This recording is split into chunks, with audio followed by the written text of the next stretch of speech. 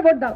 আর সেই হিন্দু বাড়ির ছেলেটা মেয়েটা যখন চাকরির জন্য রাস্তায় নামবে তখন সবচেয়ে বেশি লাঠি পেটা ওই নরেন্দ্র মোদী, ওই বিজেপিটাই করবে। তাই তৃণমূল বিজেপিকে দিয়ে হবে না।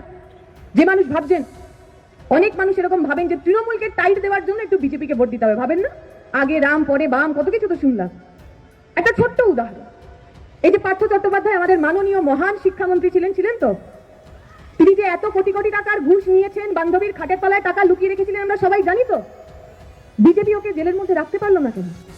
যে বিজেপি প্রতিদিন মমতা ব্যানার্জিকে জেলে ঢোকানোর কথা বলে, অভিষেককে জেলে ঢোকানোর কথা বলে, পার্থ চট্টোপাধ্যায়ের মধ্যে একটা চুনোপুটি, যাকে সবাই চোখের সামনে ঘুষ নিতে দেখলো, টাকা খেতে দেখলো, তাকে জেলে ভরে রাখতে পারলো না কেন?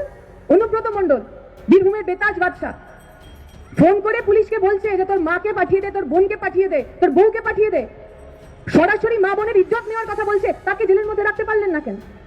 তাই বিজেপি তৃণমূলের মধ্যে সেটিং আছে।